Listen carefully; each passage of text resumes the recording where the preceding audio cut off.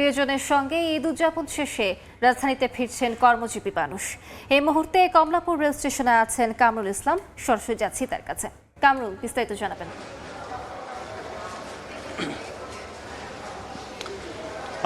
শুরুতেই একটু ভোগান্তির তথ্য জানাতে চাই। আপনারা জানেন যে ঈদের ছুটি শেষে ঢাকামুখী হচ্ছেন যারা ঈদে বাড়ি গিয়েছিলেন, আবার অনেকেই কিন্তু ঢাকা ছাড়ছেন।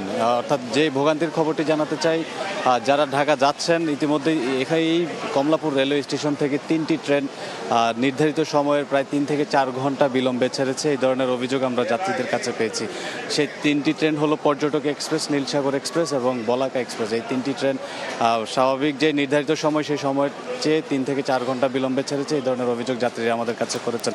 একটু জানাতে চাই, আজ সকাল 7টা থেকে এখন সকাল 10টা পর্যন্ত এই মধ্যবর্তী সময়ে এই কমলাপুর রেলওয়ে স্টেশনে এখন পর্যন্ত 11টি ট্রেন রেলওয়ের পূর্বাঞ্চল এবং পশ্চিমাঞ্চল থেকে বিভিন্ন রুট হয়ে এই কমলাপুর রেলওয়ে স্টেশনে পৌঁছেছে এবং এর মধ্যে 18টি ট্রেন পূর্বাঞ্চল এবং পশ্চিমাঞ্চলে বিভিন্ন রুটের উদ্দেশ্যে ছেড়ে গেছে। আমরা প্ল্যাটফর্মে এসে যেমনটি দেখতে পেয়েছি, ঢাকায় আগতদের চেয়ে ঢাকা ছাড়ার সংখ্যা বেশি। অর্থাৎ যারা ঈদের মৌসুমটিতে অতিরিক্ত ভোগান্তি এবং চাপ ছিল সেটিকে মাথায় রেখে আসলে তারা কিন্তু তাদের যেই ঈদ যাত্রা সেটি করেনি এবং এখন ফাঁকা সময় পেয়ে এবং যেহেতু একটু ভোগান্তি কম, চাপ কম যাত্রী, সেজন্য তারা তাদের গন্তব্যের উদ্দেশ্যে যাচ্ছে। আমরা দেখতে পেয়েছি বিভিন্ন রুট থেকেই কিন্তু যাত্রীরা এসেছেন এবং আপনারা জানেন যে আজ থেকে যে সরকার নির্ধারিত যেই অফিস কর্মসূচি সেটিও শুরু হয়েছে। অনেকেই আজকে এসে সকালবেলা অফিস ধরেছেন, আমরা এমনটাও দেখতে পেয়েছি।